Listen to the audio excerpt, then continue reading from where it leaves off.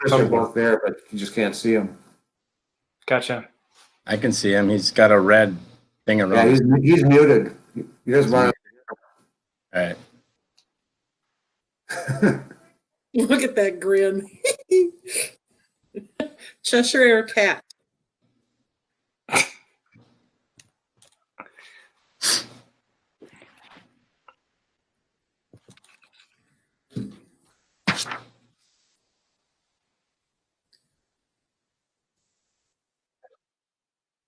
Okay. Cool. Well, let's get rolling right away. Call the meeting to order right at 6:30. So for the roll call, I'm assuming how we'll handle that is we'll probably just write down everybody who is present on the video call here. We can also do an actual roll call where we just have everybody go around and say their names. But for point of order, I think it would be fine just to say, like, you know, we're taking the participation off of who is logged onto the call. So does anybody have any preference for that? I think that for me, that works to know who's logged on the call. Right now we have everybody represented on the call. So if that's good enough for everybody, we'll count that as the roll call and we'll move on. Fine. Does that work? Yep. Just in case people don't see the full list, because I never see it all at one time, it might be worth mentioning that the entire city council is present. The city administrator is here. Patrick, the communications coordinator, is here, and Chris Hood, the city attorney, is here. Yep. So we'll have that. So we'll move on to the open forum. The open forum, we've been collecting any comments at City Hall or email, mail, that sort of a situation. I have been fielding comments from people in the community, but I have not received any that are specifically for open forum as of this afternoon. So does anyone have anything for the open forum that they have received? No. Well, anybody else? No one else? Other than the emails, you guys probably got the same emails I got. Likely. And the way that I've been fielding that is if they didn't say they wanted to have that shared at open forum, then okay. I'm not taking that as an open forum thing. Okay. So, you know, in a lot of those emails, or not a lot, I mean, I didn't receive a ton of them, but a couple of them, they seem like they're emails specifically to me. So that I dealt with it like that. So, okay. So that's kind of a definition too for the future is, you know, if someone in the community has something they want to share as an open forum piece during this emergency, you know, indicate to us that you want it read during the open forum. That is very helpful. So with that, we'll close the open forum. Before we get into the consent agenda, I do want to talk about a little bit of process while we're doing these online meetings. When we make decisions like motions or anything like that, there's a couple of ways that we can do this. Somebody, you know, will obviously make a motion. Someone will second it like we normally do. And then when we take votes, we'll either have to do a roll call vote where we go around and everyone individually calls their vote. So I'll call everybody's name and then they'll say A or nay. Jay. Or we can just do like a visual representation. Or Chris has another idea. Jay, it's Chris. Yeah. The statute for teleconference meetings requires us to do roll call. So for any votes, you'll have to do roll call. We'll have to do roll call? Okay. Yep. All right. That's good to know. Well, that's basically the first option there would be a roll call vote. Go around and everybody says A or yay, or yay or nay. So cool. All right. So we'll do it like that. I'll call off names then. after we get a motion and a second, and then we can go through the motions like that. So does that work for anybody? Everybody? Well, I suppose it doesn't. That's the statute. We have to do it that way. There will be some learning curves for this too. So I appreciate your patience as we try and field how this is going to work for all of us. If you have something that you want to say, I think that some kind of visual cue is good, or else just patiently say that you have something to say, and then we'll cycle through. Another way that we could do this too is that on a specific topic, we could just do a roll call conversation where I would just go through each and every person, and then if you have something to say, you can say it as well.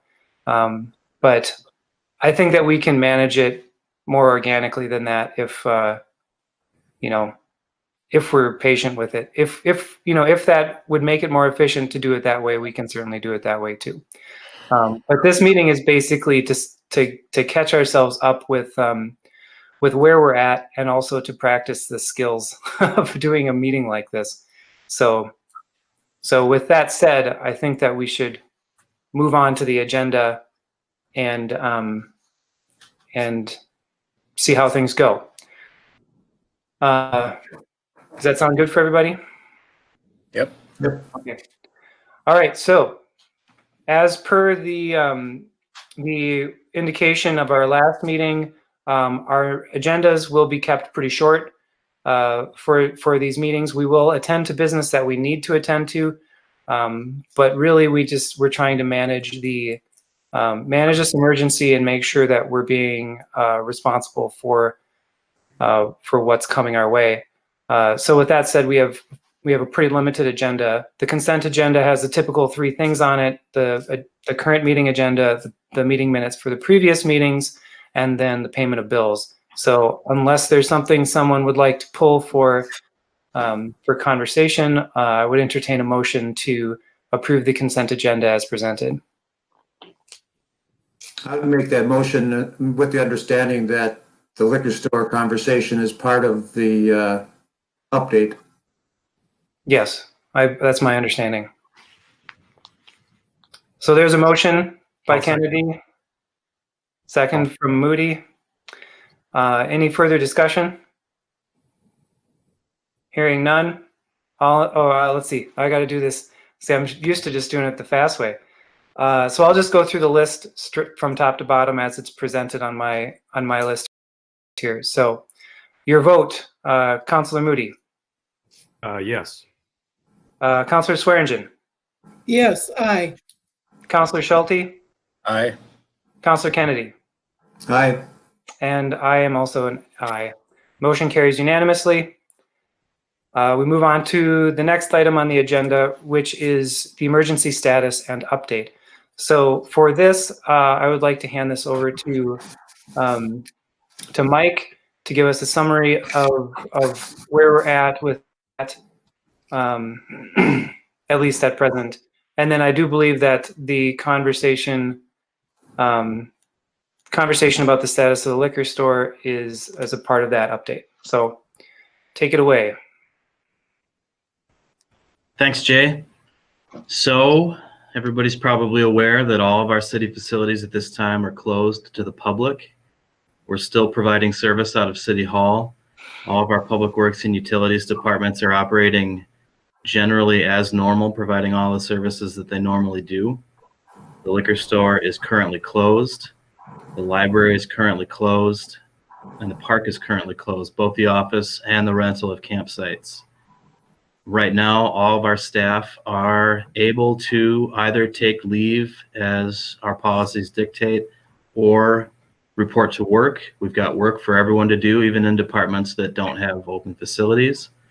We've been availing ourselves of the opportunity to do some long-term projects, both in the liquor store and the park office, and things that are difficult to do when we're open to the public, which we're trying to make this as positive an experience as we can. Some of our employees have decided to take some of their leave time right now And that plan was something that we were ready to continue on for the next few weeks. Now, unfortunately, the governor has, well, maybe it's fortunate, I don't know, made another emergency statement that is going to require some of our employees to stay at home. So for those departments that are not essential services, they won't be able to report to work starting on Friday at midnight and lasting for 2 weeks.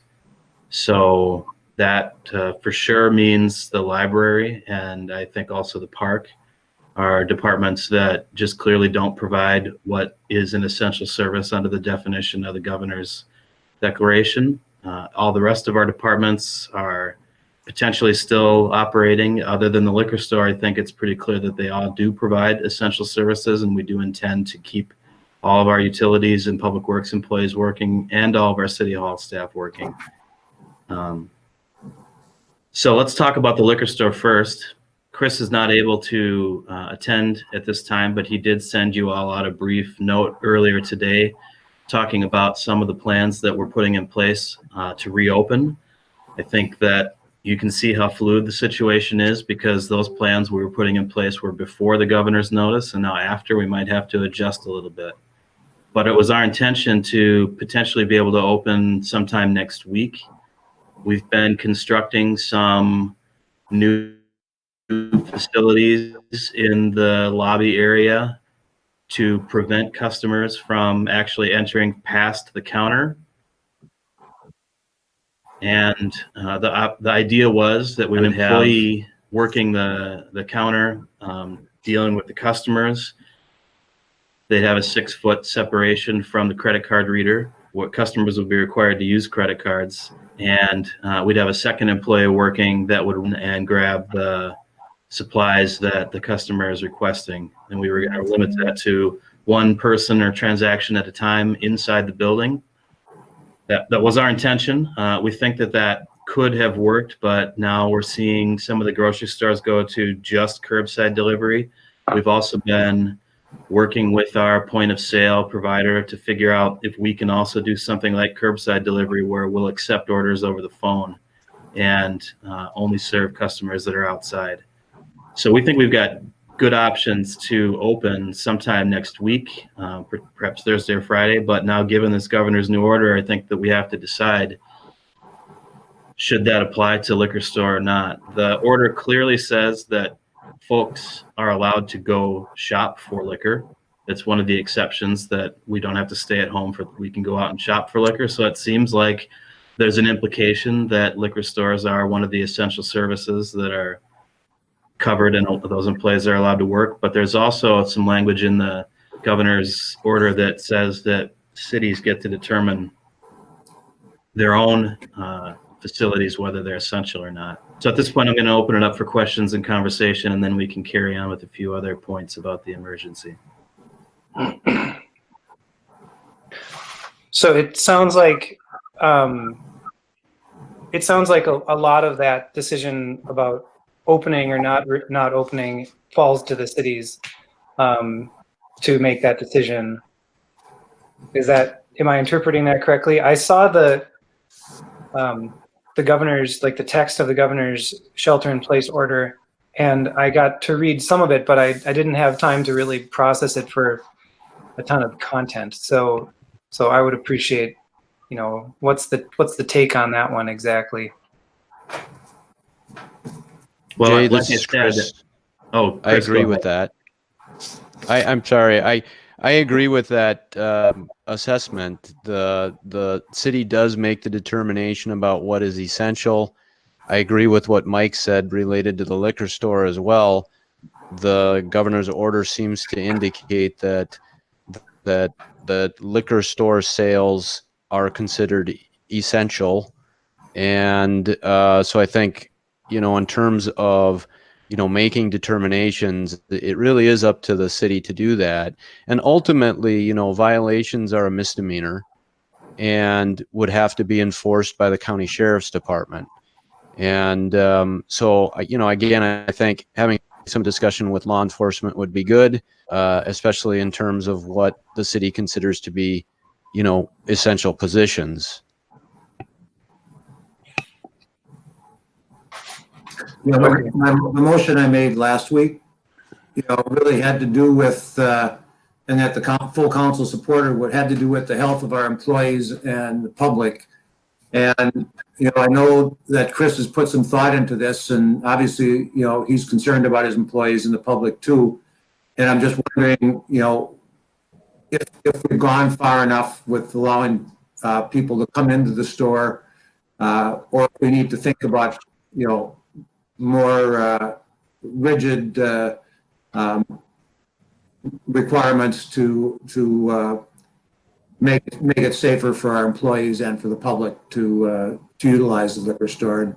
And we didn't make a call last week whether or not this was an essential service or not. I mean, I've had some emails that people claiming that it is an essential service, and I don't even think I want to get into that debate. But you know, I think if we you know, are still trying to protect our employees and the public, then we need to do what we need to do to make it safe for us to conduct business. I agree with you, Tim. I did talk to, I actually called Chris on my way home from work today on my drive back, just to, you know, kind of, I got the email, and then, but that obviously, like Mike had said, was before the governor's announcement. And one of the things that we had talked about was the idea of doing curbside and what that would do. Because one of the concerns I brought up to him with the limiting access within the lobby area, making a lobby area in the liquor stores, you still have all those people handling the door and coming in. And, you know, one thought that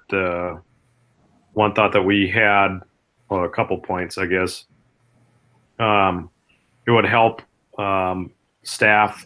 They'd think even if they were to open back up, like hour wise, like it would still be a less staffing than usual. It would still be like 11 to 6, I think is what it was, or 11 to 7, maybe like a single 8-hour shift. And then when I'd mentioned the curbside thing and or option, and again, the question was in the POS side of it and how that can be handled. It sounds like you guys have maybe talked through that a little bit more already. But then also,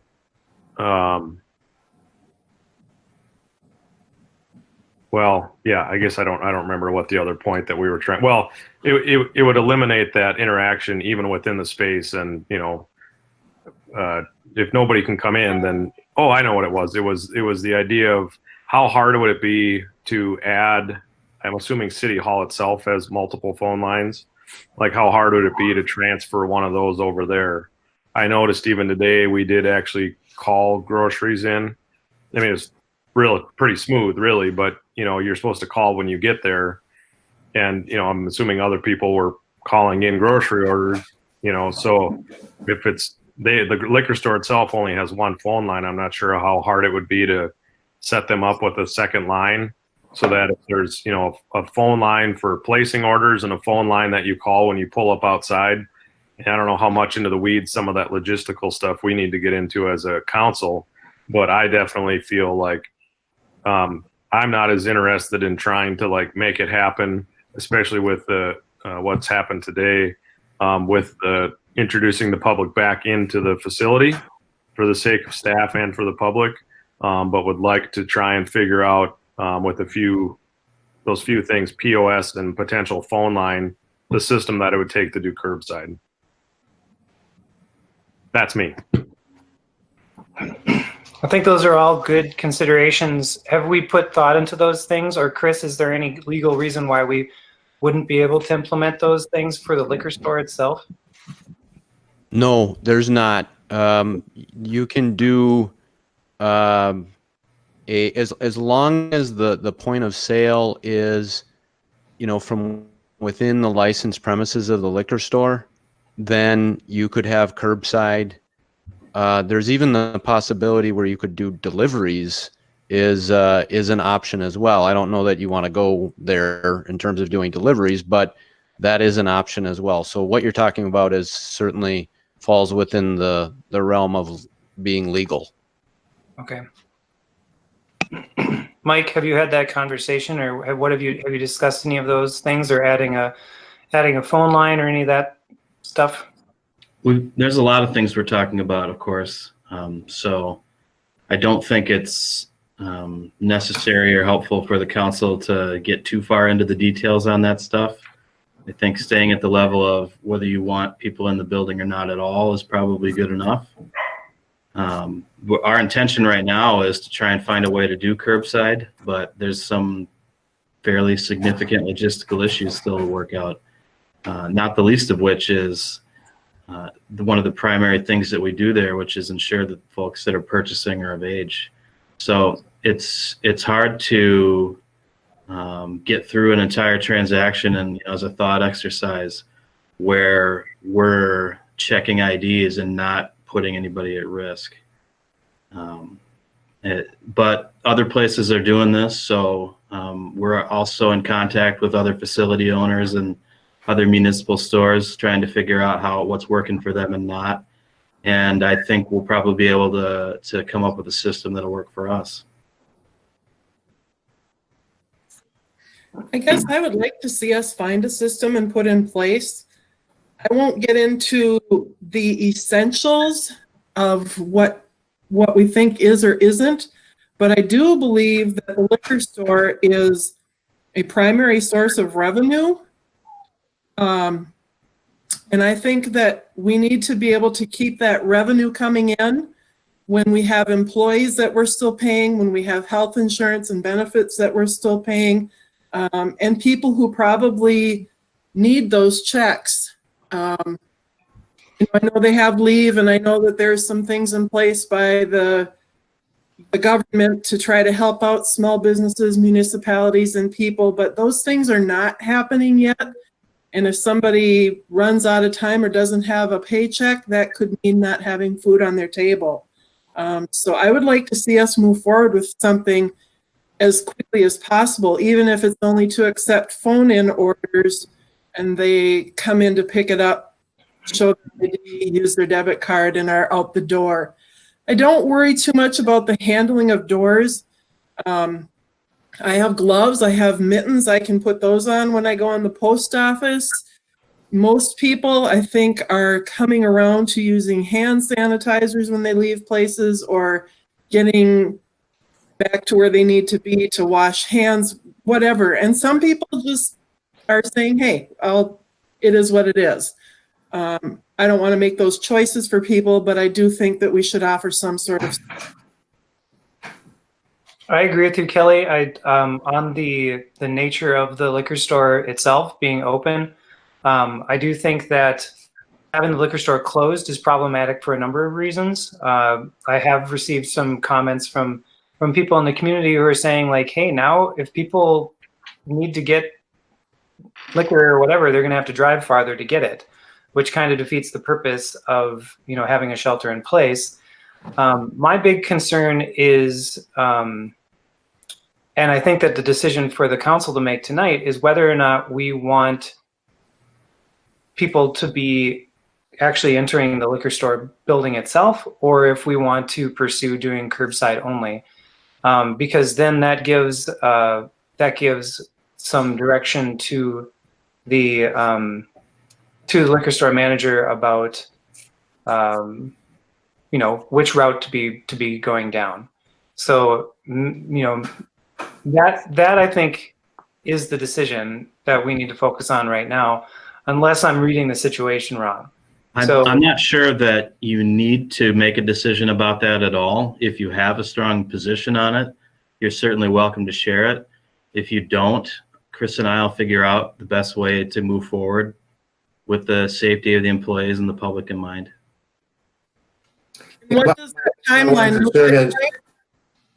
I didn't receive the email today, so I looked in my junk mail. I don't have anything. But what would that timeline look like if we leave it to you and Chris to figure out?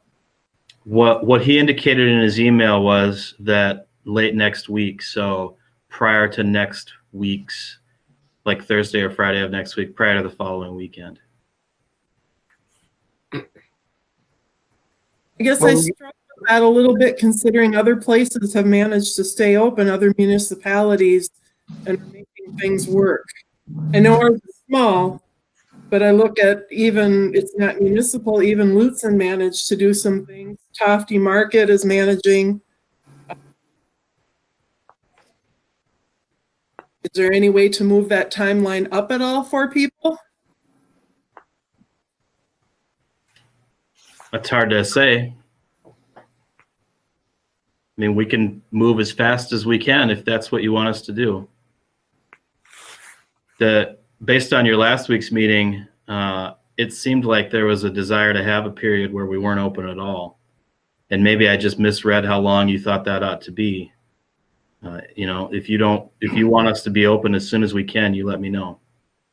Yeah, I think my intent of last week was to see things shut down until we had a handle on the employees' health and the public health issues.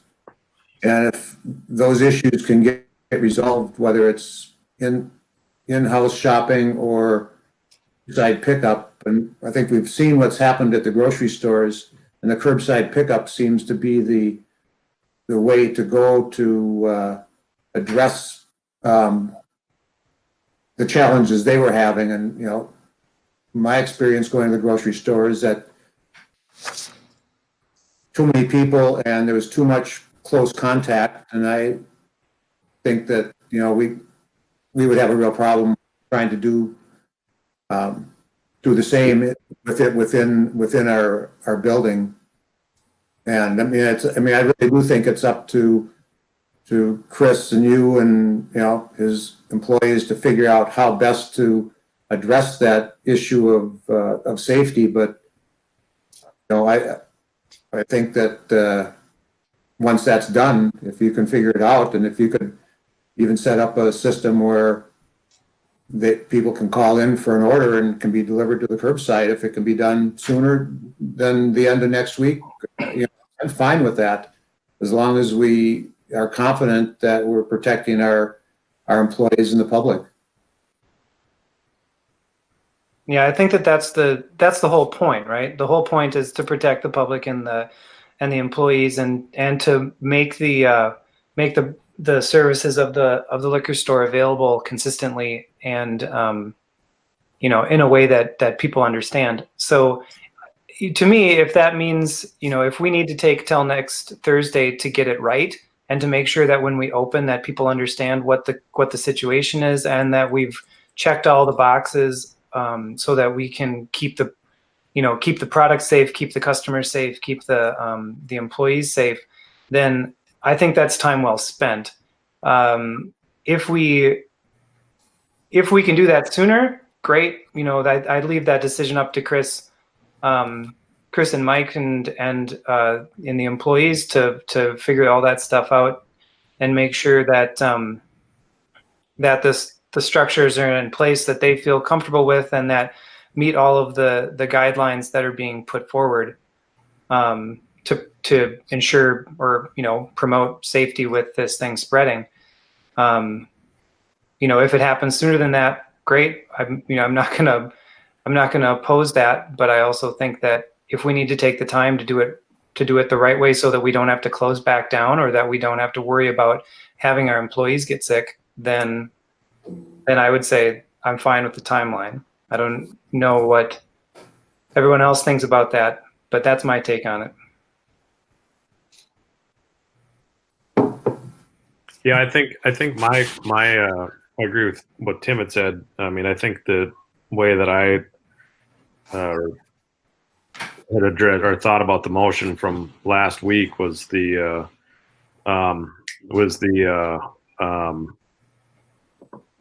ability to shift how we deliver it in a safe way for everybody.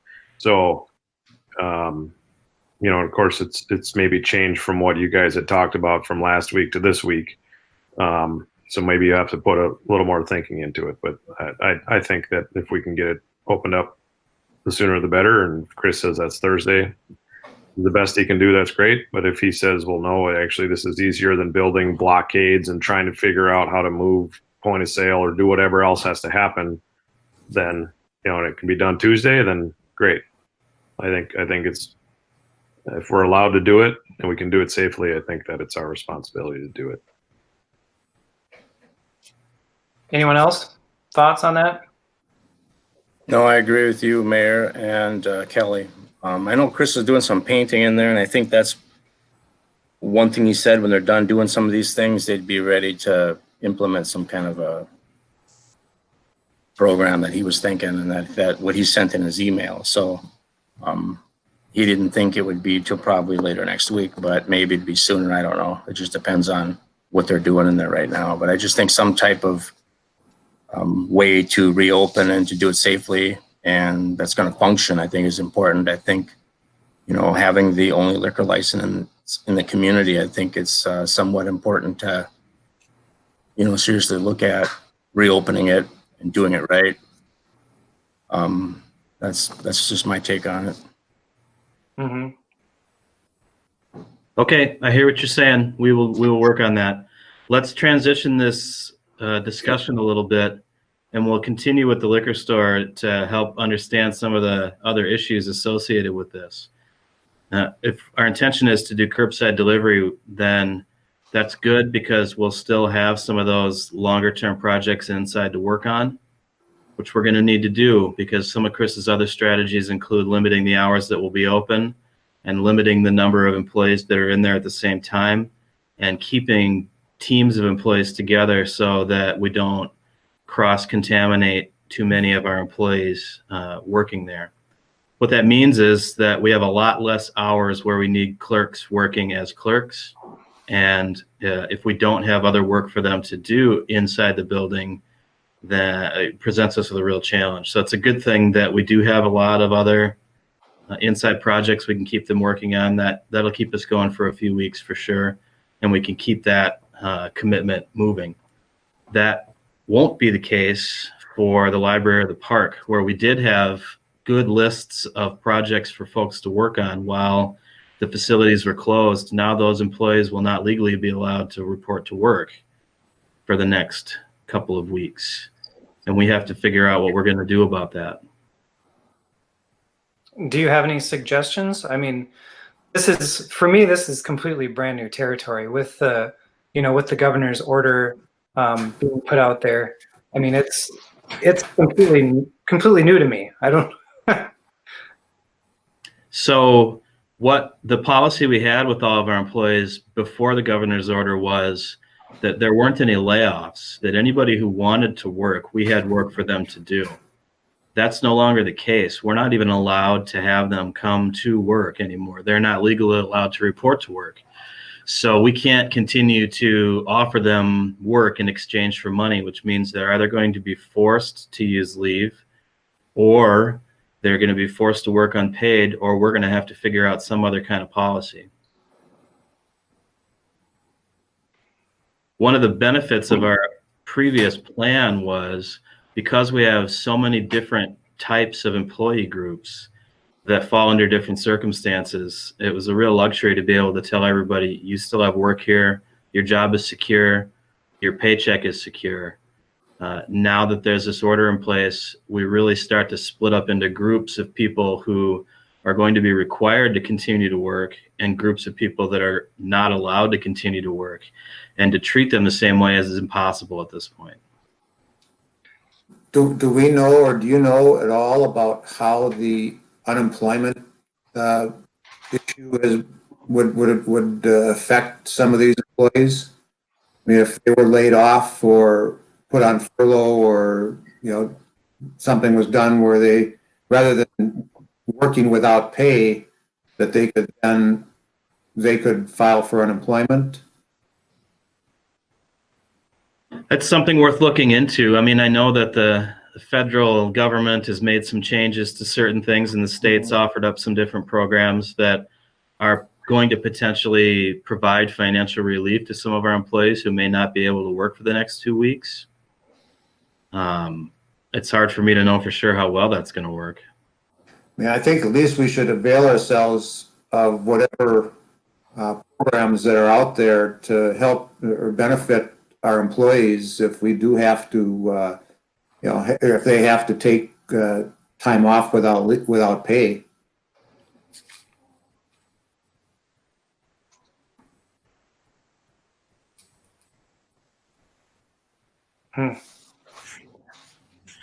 So Chris, I have a question for you.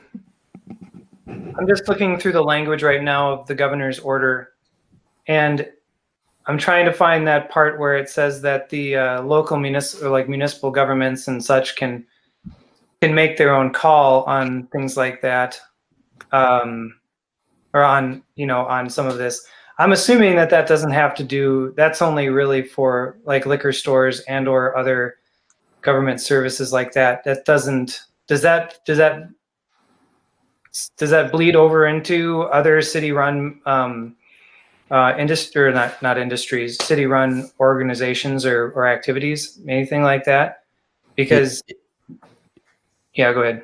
It would, from the standpoint that, in terms of determining who is under the governor's order defined as essential, then those would be services or positions that would continue to be, where services would still need to be provided.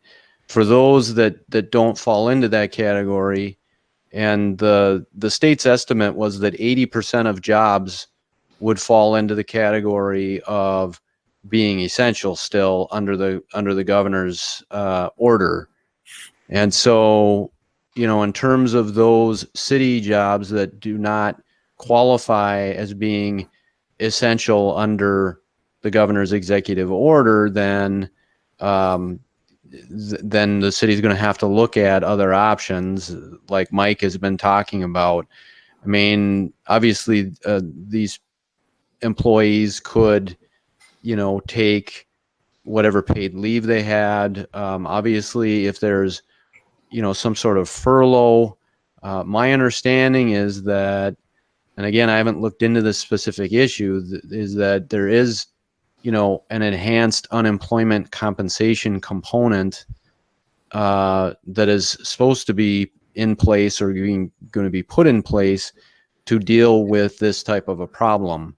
Again, I don't know anything about that, and I haven't looked at it.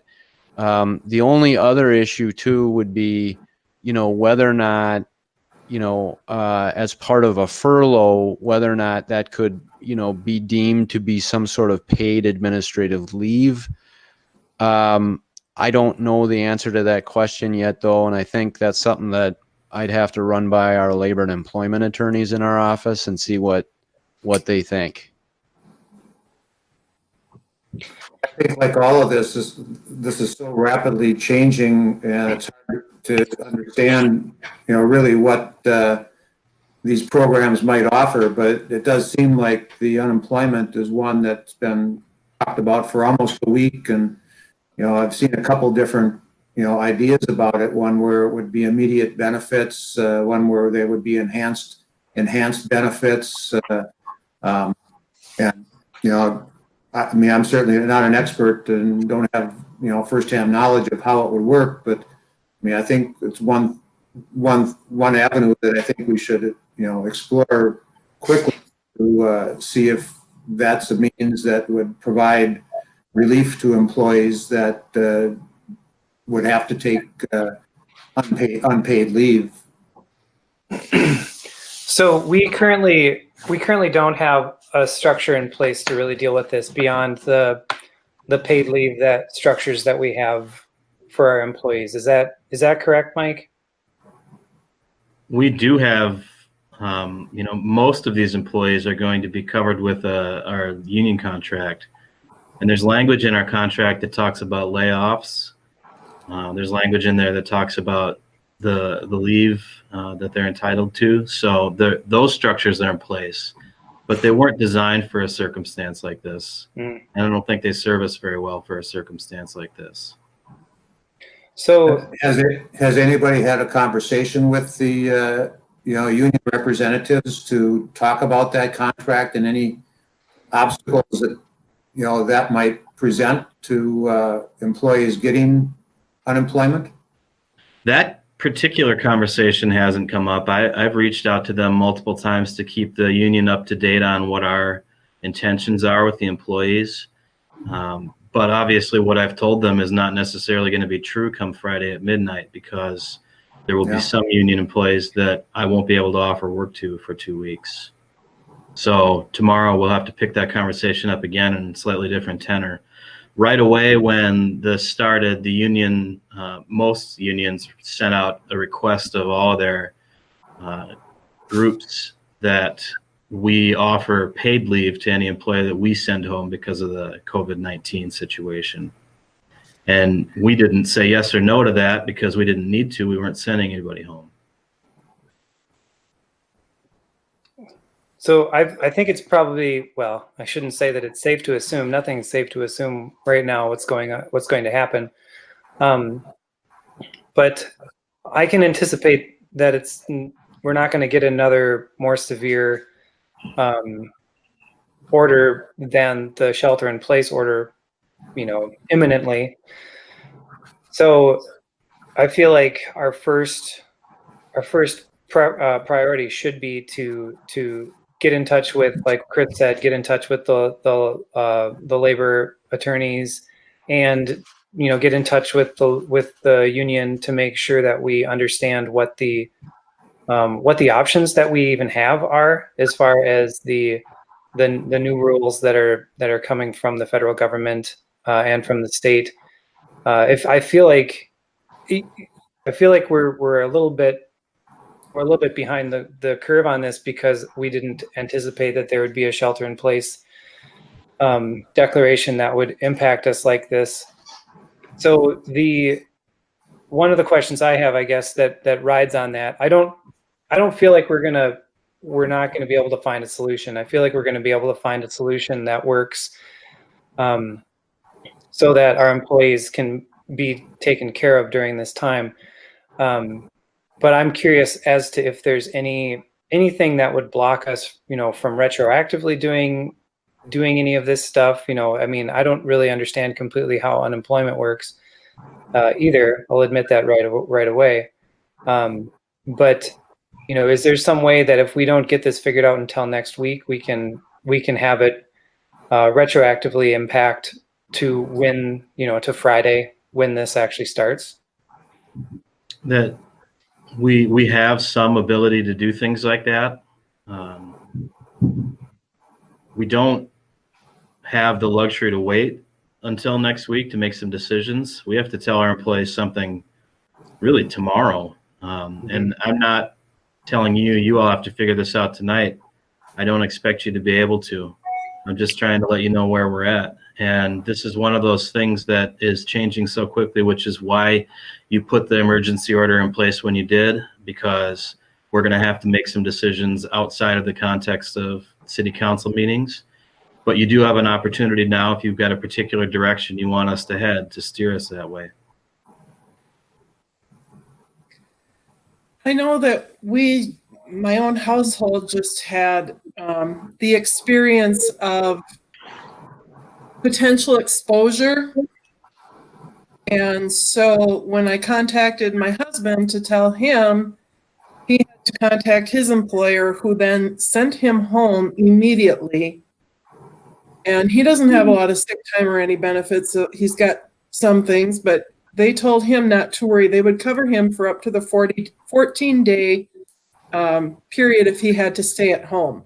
We then found out the person's test came back negative and he could return to work. But I'm wondering, in some of the things that I'm hearing, I don't even remember if it's state or federally, is that, could we cover some of our employees for weeks? You're talking about the federal law now, Kelly, that provides some enhanced sick leave and family medical leave coverage. Right. I know they're two different things. The sick leave we're required to offer, that's in place right now. There are some triggers to it, and they all have to do with things that you're talking about. They actually have symptoms and they need to be tested, or they've been exposed to someone, or they're under a quarantine order. there's pretty specific triggers in that federal law. And I think it would take some gamesmanship that I'm not particularly comfortable with for us to give employees protection. Employees already have the ability to access that federal law and the protections that exist under it, but I'm not aware of anyone under a quarantine order or anyone who is waiting to hear back for an exposure test, or anyone who is exhibiting symptoms that's intending to get tested. And it would take something like that for an employee to be able to access that sick leave. No, and my point is not to have anybody lie. That's not what I'm suggesting in the least bit. I guess I was just trying to make a point that we have other areas that are, you know, because of this, there's some similarities. None of us are choosing to take part in this. We're forced to. We have to. It's an unknown. But is there a way that, as a municipality, and are there some things out there, because I know some of the things that's out in the federal government right now, if they choose to pass the bill on the floor, is to help municipalities. Is there a way we can help our employees to receive a check and not lose food on the table, make a utility payment, a rent payment, a house payment? You're saying, right, if I'm hearing you right, Kelly, are you saying if the city can step up to take care of their employees versus depending on either the state or the federal in the meantime, or not? I'm hoping that there would, if we could do it, that there would be something back state or federally that would help us to do that. That would ultimately be the wish, right? I mean, we can't turn around and say that we want to cover whether it's 6 or 60 employees. You know, there's a dollar difference for 2 weeks, and obviously we can't do it for months on end. I mean, they've already shut down the schools and the restaurant and bar industry till May 1st. So I don't think by any means as a city we could cover people for that long. But is there something that we could do in a 1 or 2 week period that we help them out once their leave is up, in that transition time before they could maybe file for unemployment or something? I think we do have the ability to modify our existing policies for special circumstances. It's something that we do carefully and with consultation with our attorneys because of all of our different relationships and all the new laws that are existing. But if that's something that you tell me is very important to you, that's the direction we'll move. How many employees does this impact the city? It's not super clear yet. With the governor's order? Potentially a dozen that could be laid off, potentially as many as 4 full-time people. That one of the things that I'm still not sure is whether I'll say that department heads are essential, whether they're part of a group that's covered under this or not. I think we've got some leeway to make some determinations there. And frankly, I'm going to need their help with a lot of stuff these days. The park's closed, obviously. We're in the process of hiring for the summer right now, but that's kind of, on hold. The library has 1 full-time employee. We're hiring another one, and that's also on hold. And then there's a series of part-time employees at the library that are all regular year-round part-time employees that would be affected by this. Okay. Well, unless we can think of some other structure that would work better, that we can get in place quickly, using the unemployment structure seems to be kind of the way that's already established, and that we already have an agreement and an arrangement for with our employees. I think that we need to get some answers from a lot of questions about what exactly the governor's order means, what kind of leeway we ourselves have as a municipality, what the federal government is working on that could benefit this situation as well. Those are all questions that I have that I think play into the solution here. but I think that what Kelly is saying is ringing loud and clear in my ears too, that we've got employees that we need to make sure are going to be able to pay their bills and buy food, and like, to have money in their pockets during this time. And that's and that should be what we're trying to accomplish, no matter what mechanism we're putting in place.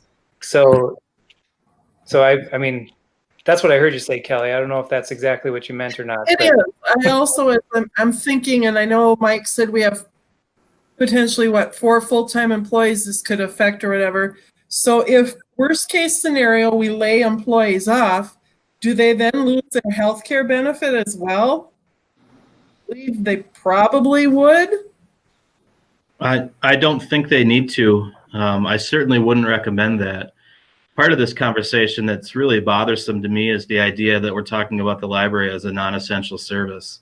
Maybe it's not essential for the next couple of weeks, but it's certainly an important part of the community.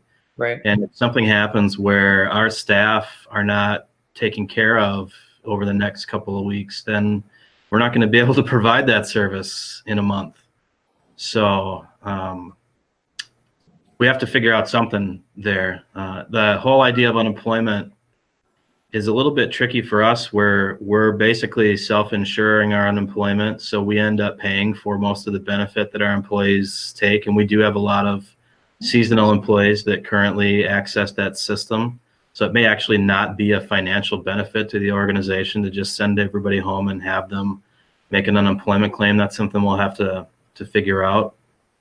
We also have some of our employees that can rightfully make a sick leave claim, and that, that'll take care of them for the next couple of weeks anyway. Mm-hmm. So I think this is going to have to be kind of a point by point circumstance. If we want to make sure that everybody's covered, we're going to need to do some modification, even a temporary one, of our sick leave policy that talks about when you can access it. And I think that'd be the easiest way to make sure that everybody's going to continue to get their paycheck that they're expecting to for the next couple of weeks. What I didn't want to have to deal with, but that we're forced to now, is the fact that means we're going to have 8 or 10 employees that we're paying to stay home and 30 employees that we're paying to come to work. So it just is what it is. We can't avoid it, and we're going to have to make some choices about that. Can I ask, I know that one thing, I guess I'm not sure how it works in like the government sector with you guys paying into UI with for unemployment, but I know that one of the things that I've been trying to follow as I try to figure out what to do with my business is I understand that generally what you pay in unemployment is based off of like how many, like, for seasonal workers, like if every year you lay people off for the winter and every year they draw unemployment, then what you pay in, is quite a bit higher than a company that never has an unemployment claim. And we're not insured, Anton, so we're paying. You literally are paying. We're Gotcha. literally paying, like the state pays the unemployment benefit and they send us a bill. Okay, interesting. But I guess the point, what I was saying, and I don't know if this would affect the city as well, but I know that if, because of what is happening right now, you do have to lay off employees, the business, and I'm not sure how it is with the city, is not penalized, or that won't be reflected in future unemployment payments that you have to make as a business. That sounds like an experience modifier, something that you'd have on insurance where your claim history is affecting your rates in the future. Right. And that's not exactly, that doesn't apply to us. Okay. So it wouldn't help in this case. Well, I mean, so there's payroll tomorrow for the city. Is that right? That it's actually Friday. Yeah. Sorry. Yeah. I don't know what day it is. Friday. Friday. So does that mean then, like, the next pay period obviously is in 2 weeks? But are those hours basically starting as of, past Friday? Is there like what's the delay? I guess what I'm trying to 2 week delay. 2 week delay. Yeah. So, what I would I mean, if it's, again, I don't understand the legality side of it with the way the city works, but I would say that I would be willing to, because of the new restrictions that are being put in place on our employees and the way we operate, that we make sure that in 2 weeks from this Friday, when the next payroll comes due, that those people who can't go to work because of the new requirements put down by the governor, that they get their paychecks. They get paychecks. I think that in a not crazy time, the process of applying for unemployment is terrible. And I've only done it one time in my life, but it took me 8 weeks to get my first check. 8 weeks after I was first eligible. You have 10-day waiting period. I know that's waived. And it's nothing against them, but it's just the system. And there's only certain hours. I know they've extended things, and I can only imagine what it's like right now with trying to actually be able to get it done. So I think for the sake of the people that we want to have that are ready to come back to work when we're ready to put them back to work, and so that they're not trying to figure something else out or not worried, that we stick up for our employees and our people and make sure that, and I don't know how much longer it is. I don't know if it is just the next payroll that we cover. I don't know. I mean, I almost feel like we have to, like everything with this, it changes daily, sometimes hourly, but I guess that's what I think. I don't know if it's something I'd have to make a motion for, if there wants to be, anybody has any thoughts, if they think I'm crazy. I know that's all safe right now. I think Anton, now I'm not sure if there's a legality point here, Chris, that we could talk about, but since the city basically insures our own unemployment, would there be some mechanism, some way that we could basically just like run our payroll like it would be unemployment, so we don't have to put it through the state or anything like that for the people that are going to be furloughed, and then it would basically be that what that payment would be, but not using that whole structure. Now I'm grasping at straws here. I don't know if Anton, if that's kind of what you were getting at. I was saying that you cut them paychecks 2 weeks from Friday, and just to make sure that they're regular paychecks. Not talking. I mean, Mike explained the way he's saying that your unemployment basically just sends us a bill based on any claims that we get. That seems to me like to not even try and address that. Then I think that my personal take or my personal preference would be to see the city support their workers to the next, and we can see what's going to happen. I mean, I'd assume that if this starting Friday, there's this 14-day period where these things are being shut down. I'm assuming that they're not going to tell us, 5 minutes before it goes off that, well, actually, we're going to extend it more, or we're going to know more. So that gives us time. It gives our employees time to feel comfortable to know that they're going to be able to afford groceries and whatever else they need right now. And it also allows what is supposed to happen, the time to happen. And, if 2 weeks from now, they say it's going to be actually 2 months, then I don't know. I guess I don't know. None of us have ever had to deal with this, so I don't know. But I just think it gives us time to look into what our options are, what the legality side of it is. And the governor's intention that they stated is that this order is for 2 weeks, and there will be some sort of follow-up 3-week order that is slightly less strict. And like you said, you're not really going to know now what's going to happen in 2 weeks. Things are changing too rapidly. right. So about your idea, Anton, it's the next paycheck's already taken care of with the hours that folks have worked up until tomorrow and Friday. But it's the 1-2 weeks after that that's going to be affected by the 2 week shutdown. So it's not a cash flow issue that we have to deal with right away. It's a peace of mind issue that we have to deal with right away with our employees. So we really don't have a lot of time to offer them that. If we tell them we'll figure it out and we'll get back to you in a couple of weeks, I don't think that provides a lot of peace of mind. Well, can't we, if that's the case, can't we say that it's, I mean, if we can, what if we say, okay, if these next 2 weeks are covered, like you said, I guess I forgot about that delay. And we say, okay, the next 2 weeks, if there is further, restrictions put in place, you can't get back to work, or because of the delay in our 2 weeks from when we turn in hours to when they get paid, that we're gonna move through that and make sure that they are still, that's a month away, but that.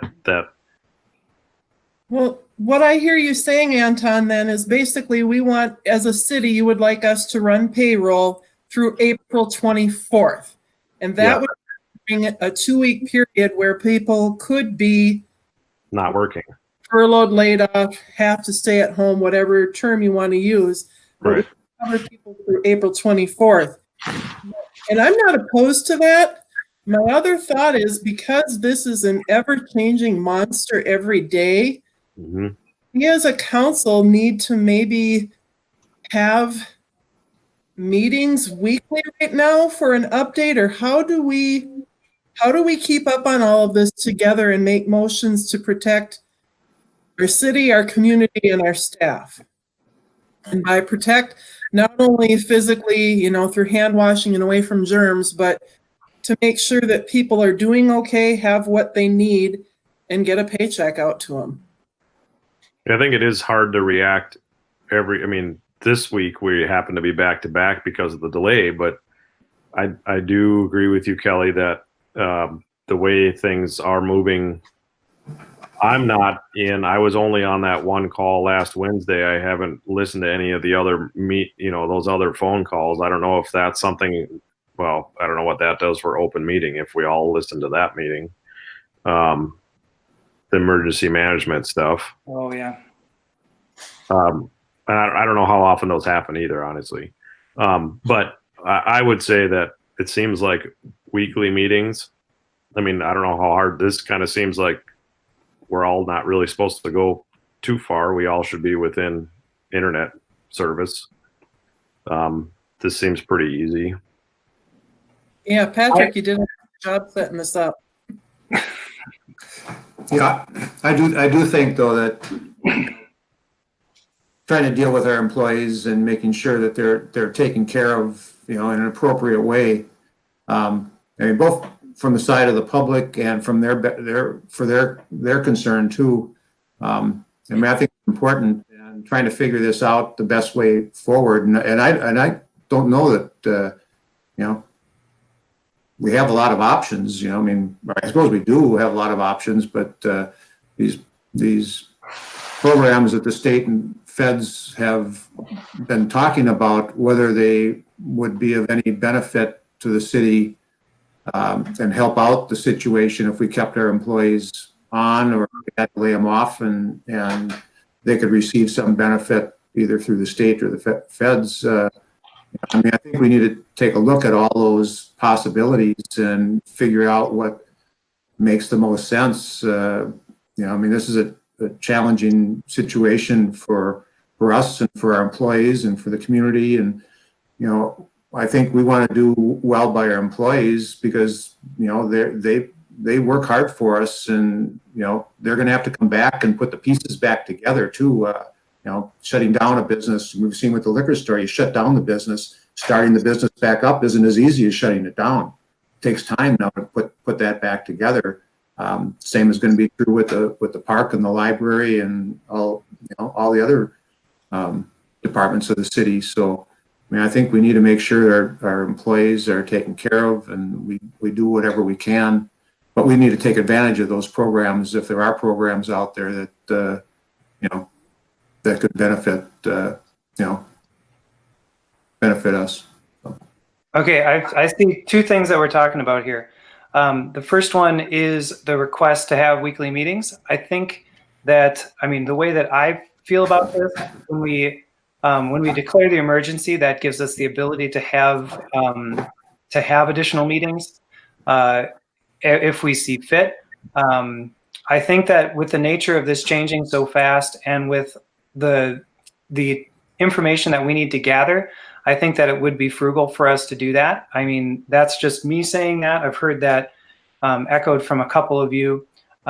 So we can, that's one thing we should talk about. The other thing that I'm hearing from a couple of you is that it's a very important thing for us to take care of our employees, even if that means running payroll through the next check, to make sure that our employees have uninterrupted income through the extent of the governor's order. Now, how we structure that within the city, I'm not sure exactly how we'll do that, because I do think we need to look a little bit more at the logistics to make sure we're doing that legally and equitably. But if I'm hearing everyone right, or the people that have spoken at least, those are two things that I think are coming across relatively strong. So am I reading that situation right, or are there or am I missing the mark on that? Because if we can agree on those two things, I think that puts us in a pretty good place. We'll meet next Wednesday to kind of review this and make sure that everything is going the way that we need it to. And then we'll also have a short-term plan in place we'll have the basis for a short-term plan for our employees, which can then help take care of some of their concerns, at least for the short term. And then hopefully by next week we'll have more information and be able to put a longer term plan in place. But for right now, we need to, like you said, Tim, like you said, Kelly, like you said, Anton, like we need to make sure that our employees are being taken care of. So does that sound right to everybody? Am I missing the mark on that? Let me know what you're thinking. I'm in agreement. I think you got it, Jay. My only question is, if we meet every week, and Chris can answer this, I'm sure, do we have either he or a member of his firm available to us? And would that be a problem? No, I can do that. Obviously, for the meetings that are not part of your regular meeting schedule, you would have to notice those as special meetings. But otherwise, yeah, I mean, I can be on the call, and if we're going to have a, discussion of labor and employment issues, we might want to have one of the labor and employment attorneys on the call too. So let me get back to the meeting schedule idea. The timing of things is kind of tricky here. All of this stuff we're talking about now is very different than what we would have noticed you on a week ago. And we didn't provide you with any background materials to help understand the situation or think about it, because they were literally created this afternoon. Mm-hmm. And I suspect that's going to keep happening.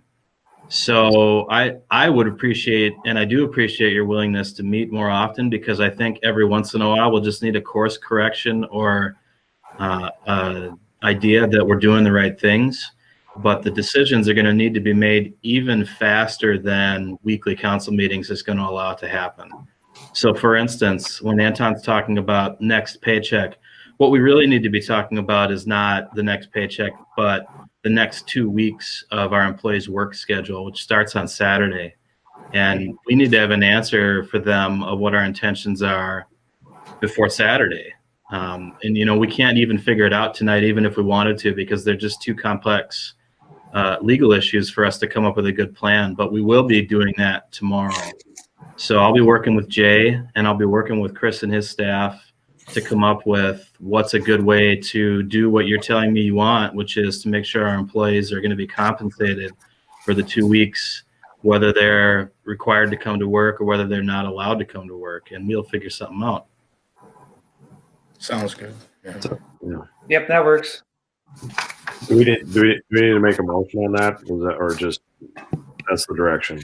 I don't think so. It's just instruction, unless we're not actually changing any course. We're just giving a direction. So does that I sound? think that there's not a requirement for a motion, and there's not probably even a really good one that would be meaningful that I could offer to you right now, because we're not sure exactly how we're going to do this. So probably not required. Okay.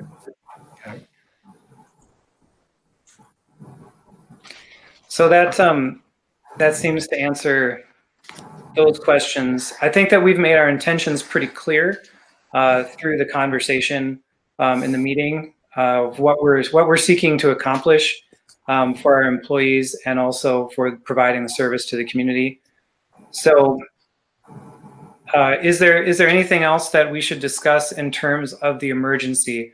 My expectation is that we'll keep the emergency in place until we have more information regarding funding mechanisms that are going to take place, and also the governor's reaction, the state reaction to this. So that's my expectation for that. And yeah, I'm not quite sure about what else we would need to discuss. Is there anything else, Mike, that you can think of, Chris, that you can think of?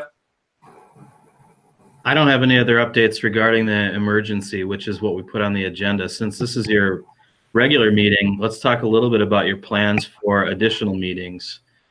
Next week, it will be a special meeting. We'll put on the agenda this emergency update again, but I also think we can start to put some of your regular business on there. I mentioned in my update to you last week that there are some things happening with the MnDOT project and that we're seeking more information. So I'd like to put an update on that on your agenda.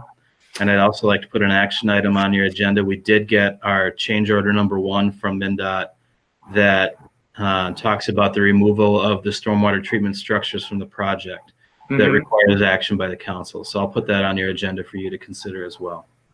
Is that a big savings? $200,000. We got payroll, so that's a good thing. Yeah. No, that's why I asked the question, how many employees this affected, because I'm assuming that department heads are going to keep working.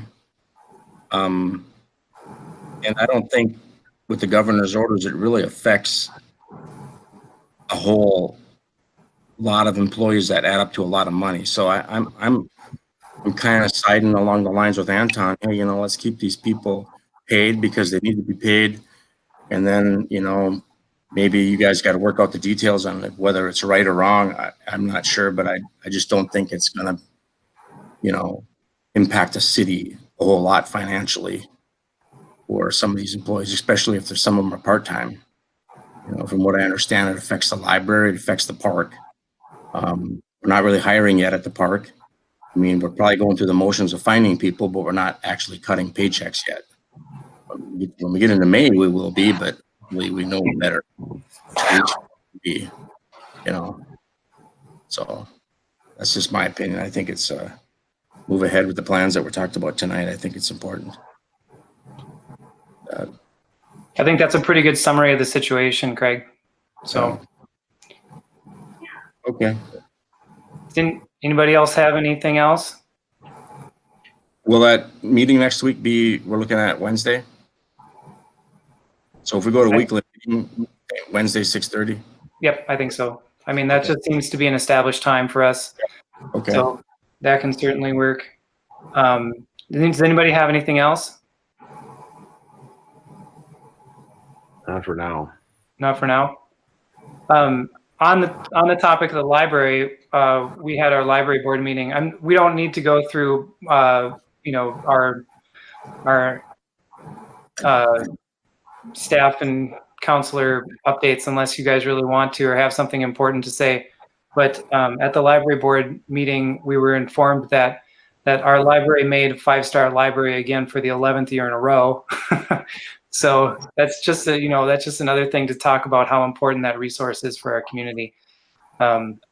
So it's a pretty, you know, it's just another thing to consider in that as well. But It's a nice accolade. there you go. Yeah, for sure. One question I had with so MnDOT stuff. Obviously, they're out clearing the bike trail, the Gitchigami stuff off west of town. That's the DNR. DNR. Yeah. Well, whatever.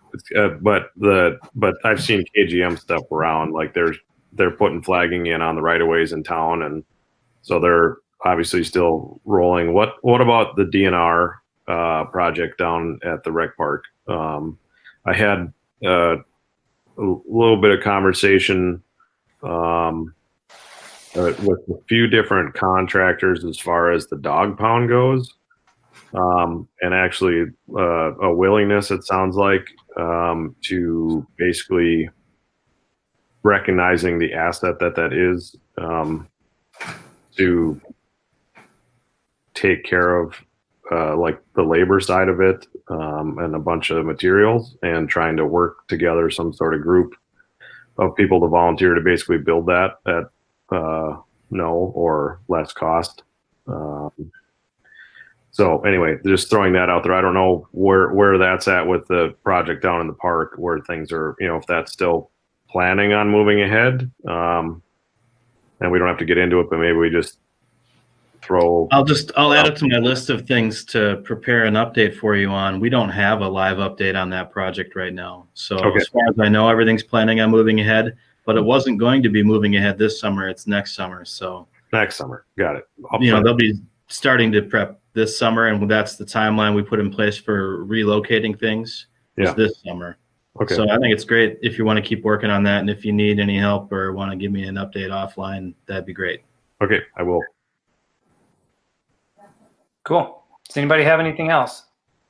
I just want to tell Mike, thank you for the update that you gave us last Friday. I find that informative because I'm not working in town, so I don't get to pop into City Hall easily, and I thought that was great. If it's something that you have time to do on Fridays or whenever, whatever works, and you want to continue that, it's a great communication, and I appreciate your efforts of that. Well, I'm going to try to keep it up for sure while we're having these slightly less convenient meetings. And if there's something you want to make sure I cover on it, like I said in the email, let me know. Thank you. Yeah. Cool. Now none of us can pop into City Hall to visit. Jay's got a key. Through the window. Yeah, I can go there when nobody else is there. All right. Does anybody have anything else? Well, I think that this meeting went relatively well. For our future meetings, we'll proceed like this to make sure that we can, continue to communicate and make sure that we have all the information. If we get to a point where something doesn't work, then we'll just brainstorm a way to make it work. So we'll go from there. Okay, one more call for any more business. Anybody have anything else? Tim wins the best lighting award for as far as webcam. Yeah, but Mike gets the best fade into darkness. I kind of like mine. Yeah, it's pretty clear when we're done. Mike gets the So Turn a light on, Mike.